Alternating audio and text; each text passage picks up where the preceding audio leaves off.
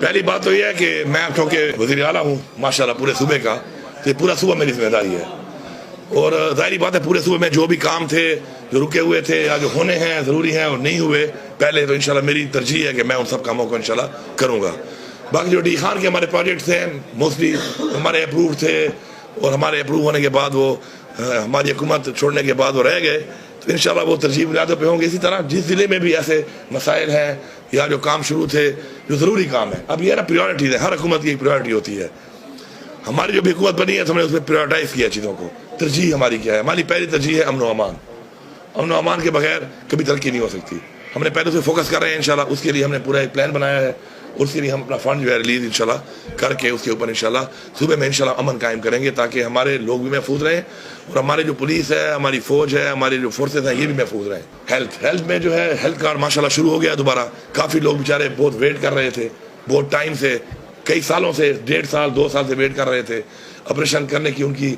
طاقت نہیں تھی، تو ماشاءاللہ ہم نے اس کو شروع کر دیا ہے، اور تقریباً پچھلے کچھ دنوں سے میں شروع ہوا ہے، اور ہزاروں لوگ جو ہے اس وقت تک ابھی تک کرا چکے ہیں۔ آگے اس کو بہتر بھی کرنا ہے،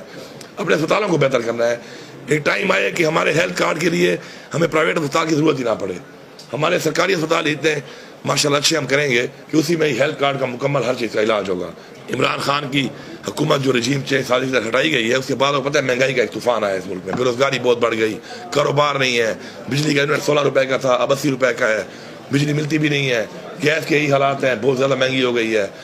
خوراک کھانے پینے کی چیزیں بہت مہنگی ہو گئی ہیں، پیٹرول ڈیزل جو چیز بھی آپ نام لیں وہ اتنی مہنگائی ہو چکی ہے، اور کاروبار اور روزگار بھی نہیں ہے۔ تو ماشاءاللہ ہم نے ابھی رمضان کے حوالے سے ایک ڈیٹا کے تحت جو ہمارے پاس ہے احساس کا ڈیٹا، 8.5 لاکھ خاندانوں کو ہم لوگ انشاءاللہ ابھی یہ منڈے سے انشاءاللہ، لیکن ہم چاہتے ہیں کہ ایک ٹرانسپیرنٹ سسٹم ہونا چاہیے، ہر چیز میں سیاست نہیں کرنی چاہیے۔ ابھی جتنی بھی عوام ہے ساری ہماری ذمہ داری ہے، اس میں جو ہمارے پاس ڈیٹا موجود ہے 25% سے جو نیچے لوگ ہیں غربت کی لکیر سے، ان کے 8.5 لاکھ خاندان جو ہیں KP کے، سب کو انشاءاللہ 10,000 روپیہ اور بڑی عزت سے ملے گا۔ یہ ٹرکوں میں کھڑے کر کے، لائنوں میں کھڑا کر کے، دھکے کر کے، یہ طریقہ نہیں ہے، یہ لوگوں کا حق ہے، ان کو اپنے حق کی طرح ملنا چاہیے،